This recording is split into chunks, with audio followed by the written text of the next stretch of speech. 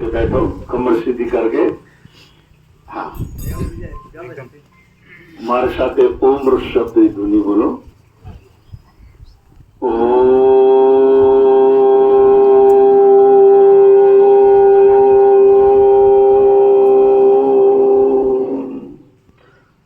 चैतन्यं शाश्वतं शान्तं व्योमातीतं निरञ्जनं नादबिन्दुकलातीतं तस्मै श्रीगुरुवे नमः। नीलाम्बुजश्यामलं कोमलांगं सीतासमारोपितभाग्यवान् पाणो महाचायकचारुचापं नमामि रामं रघुवंशनाथम्। वसुदेवसुतं देवं कंसचाणूरमर्दनं देवकी परमानन्दं कृष्णं वन्दे जगद्गुरुं। कृष्णं वन्दे जगद्गुरुं। प्रेम से बोलिए सच्चिदानंद भगवान की जय हो। सतगुरुदेव महाराज की जय हो। कृष्ण बलदेव की जय हो। राजा रामचंद्र महाराज की जय हो। ब्रह्मलीन भोलानंद गिरी महाराज की जय हो। गौ माता की जय हो। गंगा गीता गायत्री गौ माता की जय हो। सत्य सनातन धर्म की जय हो। सब हरि भक्तन की जय हो। आइए 2 मिनट वाणी को पवित्र करने के लिए भगवान नाम लेते हैं। जय सतगुरु दीन दयाल हरे। जय सतगुरु जय सतगुरु दीन दयाल हरे।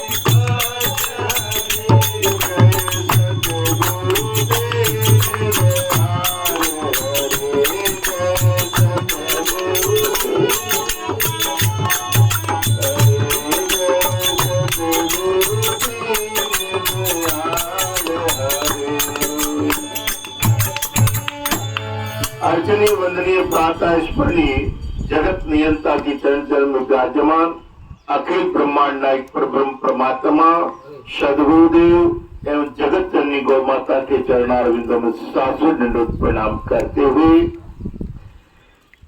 मंच पर विराजमान परम श्रद्धेय परम आदरणीय बहुत ही सुंदर भजन सुना रहे थे अभी क्लासिकल राग में।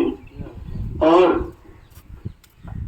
इस समय वर्तमान के अंदर परम पूज्य परम आदरणीय चेतन गिरी जी महाराज जो भजनों में रागिनी जितना सुंदर ढंग से प्रस्तुत करते ऐसे संत महात्मा बहुत ही कम।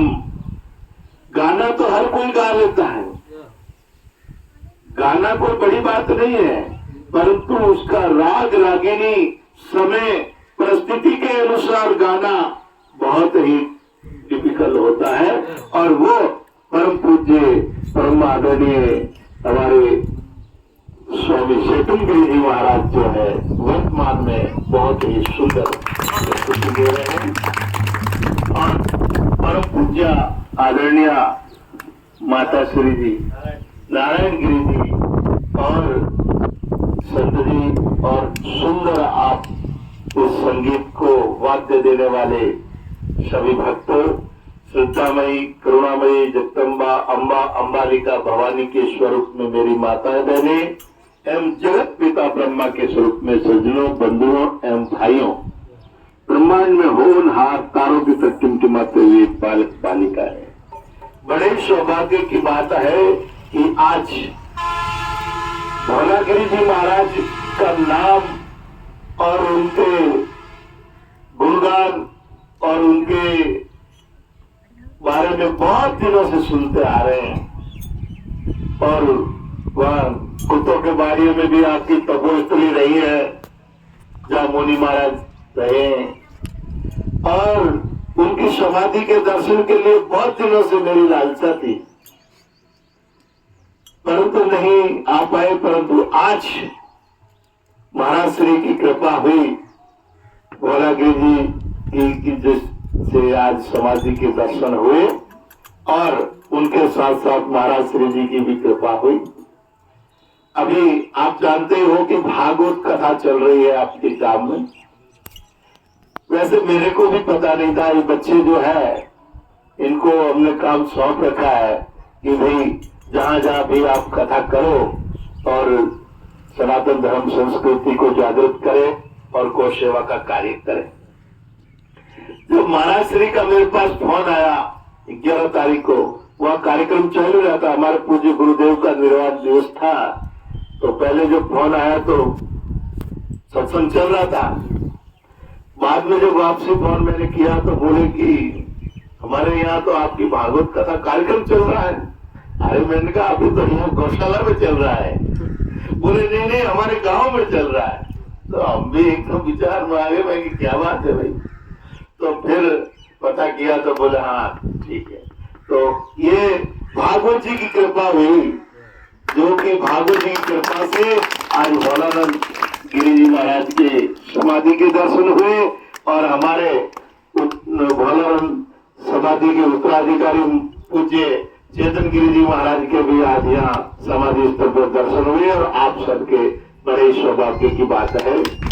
तो ये ऐसा बहुत अभी जो भजन सुन रहे थे बहुत ही सुंदर, जिस भजन के अंदर पूरा सार बता दिया गया कि आप अगर न मिलते और आप न होते तो हमारा कोई अस्तित्व नहीं था। हम जो कुछ है आप ही की कृपा से है, क्योंकि प्रभु की कृपा के बिना कुछ नहीं है। गुरु में और भगवान में कोई अंतर नहीं है। गुरु कहो तो भगवान है और भगवान कहो तो गुरु है, क्योंकि सत्संग का फल जो है बड़ा ही गहन है। एक बार की बात है, गांव का किसान व्यक्ति था, तो किसी से पूछा गया कि सत्संग का फल क्या होता है। तो भूल से एक बार वो किसी संतों की सत्संग सुन ली और उस संतों की सत्संग में ये सुना उसने का जब भगवान के या मृत्यु लोक में जब आदमी यहाँ से जाता है तो यमदूत लेकर जाते हैं और वहां पर चित्र और गुप्त जो विचित्र वो लेते लेखा वो लिखते हैं सबका। किसी का याद है उसका भी लिखते हैं, जिसका याद नहीं है उसका भी लिखते हैं, परंतु वो दोनों कंधों पे बैठा है, ठीक है ना। तो कोई भी कहे कि मैं जो कर रहा हूं कोई जानेगा नहीं, ऐसा नहीं है। जो हम श्वास लेते हैं, जो बोलते हैं या जो भी करते हैं वो सब कुछ एंट्री होता है। तो अब जब यमदूत उसको लेके गए और जब लेके गए तो उससे चित्रगुप्त से पूछा गया, भाई इसने कोई शुभ काम किया है क्या जिंदगी में कभी? देखो जब चौपड़ा देखा गया तो चौपड़े के अंदर देखने में एक घड़ी का स्वर्ग है सिर्फ उसके जीवन में, बाकी नरक ही नरक है। जब उनसे पूछा गया कि भाई तेरे जीवन में कोई शुभ कर्म तो तूने किया नहीं है, परंतु कहीं धोखे से कोई एक घड़ी का शुभ कर्म हो गया है, उसके लिए तुझे स्वर्ग मिलेगा, बोल पहले नरक भोगेगा कि स्वर्ग? तब उसने कहा कि गणों का ही है, कि गणों तो नरक ही है। वो तो गणों आज को तुमने से भोग पूछे, पहले थोड़ा आज को एक बार भोग लेते हैं। तो जब उसको स्वर्ग के अंदर ले गए तो उनके जो गाइड जो होते हैं ना, गाइड बता रहे कि ये फला फला फला देवता का ये अमुक अमुक सब बता रहे। उतने में एक सुंदर बगीचा है अंदर, उस बगीचे के अंदर एक संत महात्मा विराजमान है, हमारे चेतन गिरिजी महाराज जैसे। और वो पहले वही संत मिले थे, सत्संग करते थे जब। अब गाँव आदमी तो कहीं करी जान मोर था पिटो की करे क्या मोटे हटवट भाई और जहां पर मोर में था दे प्रिंट कह रहे बाजी थे कदाया। अरे बोले तो कैसा है भाई, मैं तो अटेज रहूंगा हमेशा ही, मैं तो महात्मा का अटेज स्वर्ग में जाए।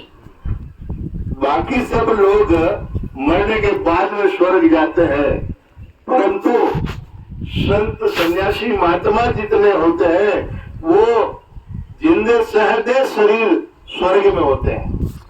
क्योंकि ये जो बैठे ना ये पहले ही मर चुके हैं, 12 दिन कर लिए हैं, तो तुम्हारे 12 दिन करने ना 10वां करना है, तो यहाँ पे 10वां 12वां सब हो गया है। इसीलिए हम लोग यहाँ नहीं है, हम लोग तो उस लोक में, कौन से स्वर्ग में। तो इसीलिए कहते हैं कि महात्मा जी जब स्वर्ग में विराजे तो वो आया भाई मोहम्मद तापी ठोक कह रहे बाप जी थे कद आया क्या भाई मैं आया हूँ, तो बोले तू भी कराया। अरे तो मैं कहीं आया हूँ, मन तो ये देखो पकड़ लेना है या पकड़ लेना है। मैंने पूछे तो स्वर्ग पहली भोगी कि नरक गणो है, तो बोले मैं क्या नरक बाद में भोग हूँ, पहले तो स्वर्ग ही भोग लो। अब वो गप शप लगा हुआ जोरदार बात है ना मिले। अब थोड़ी देर बाद हिंदू कह रहे भाई चल अभी तो टाइम पूरा होगा, बोले धर्मोड़ में तू जा बचा बाजी रहते। अरे भाई टाइम इतने एक्स्ट्रा नहीं मिले गए, बोले नहीं मिले तो तू धर जाने भाई, मारे बाप जी घना दिनों मिले आज, और मैं बाप जी आते जाओ आते जी करो। अरे बाप जी अब कहीं करे हिंदू इतनी ताकत है जो बाप जी कहीं पहुंच सके पकड़ ला सके, वह इतने मैं नहीं करते करते पाछा जान के अनका यमराज स्वयं पधारिया। कह रहे चेतन गिरी जी अब आप तो छोड़ दो ना। चेतन गिरी जी महाराज कह रहे यमदूत तेरा दिमाग खराब हो गया है, मृत्यु लोग मैंने एक घड़ी सत्संग करियो तो जब स्वर्ग मैंने ले आओ और अटम स्वर्ग मैंने सत्संग कर लिया, अब तारा ये फूटा है, अब दूसरा जा कोई दूसरे ढूंढ अटे नो मारो है जीव जिनकी मारी कृपा हो गए उसका बेड़ा पार। इसी प्रकार संतों को शरीर और सत्संग कभी ऐसा नहीं जाता है भक्तों। तो इसलिए एक घड़ी आधी में से पुनियाद तुलसी संगत साध की तो कटे कोटि। तो इसलिए करना है तो संतों का सत्संग करना है और शुभ काम करना है तो गौ माता की सेवा करनी है। जिंदे ही जिंदे जो जीवन में गाय की पूंछ पकड़ लेते हैं उनको मरने के बाद में गौदान बच्चों को देने की जरूरत नहीं पड़ती है और वह पार हो जाता है इस लोक से और परलोक से। अब आगे की बात बाद में कहेंगे, समय मिलेगा अनुसार। अभी भूखे भजन न होए गोपाला ये ले वो अपनी कंठी माला। तो आइए इन्हीं शब्दों के साथ वाणी को विराम। और आप सभी ने शीघ्र न्योता है कि काकड़ी में भी आपकी गौशाला है, मेन रोड के ऊपर ही स्वामी ज्ञान स्वरूपानंद गौ सेवा संस्थान के नाम से। और इधर जब पाल जाएंगे तो बोलनाडा जैन मंदिर से थोड़ा सा आगे जाएंगे जहाँ टोल रोड समाप्त होता है, वहां पर महादेव गौशाला के नाम से है। और थोड़ा सा उससे आगे जाएंगे आरती नगर है, उसमें आनंद धाम अलग ज्ञान गोरक्ष समिति के नाम से है। और थोड़ा सा उससे आगे जाएंगे तो गुरु का तालाब प्रताप नगर में भी आपका आश्रम है और वहां पर भी गौ सेवा थोड़ी सी होती है। ऐसे ही लूले लंगड़े आंधे पांगड़े ऐसे गोवंश की सेवा होती है। हमारे यहाँ दूध वाले गोवंश की सेवा नहीं होती है। और आपके गांव में आसपास में अंधे लंगड़े लूले अगर कोई भी गोवंश है तो आप बिना पूछे ले आइए और उनकी सेवा होगी। चाहे तो पाल में ले आए, चाहे काकड़ी में ले आए और चाहे जहाँ स्थान पे ले आओगे सेवा होगी और आप सबको इस सेवा में सम्मिलित होना है। ये आप ही की सेवा है। मैं तो केवल कुछ भी नहीं, मैं तो एक कहते हैं धनी धन तो धनी और है तो गोरे हाथ में गेटी है। तो इसीलिए मैं तो केवल रखवाली करूं, सेवा तो आप ही कर रहे हो, आप ही की सेवा है। और आप हमारे ये हेमाराम जी देवासी है जो इस काकड़ी गौशाला के सेक्रेटरी हैं। आप और आप लोग जब भी कभी तो हेमाराम जी तो आपके पड़ोसी है, जानते भी होंगे गांव के लोग। तो कभी भी आप कोई भी गोवंश हो आप लेके आए। और दूध वाले और पैसे वाले व्यक्तियों की गाय हम कम ही लेते हैं।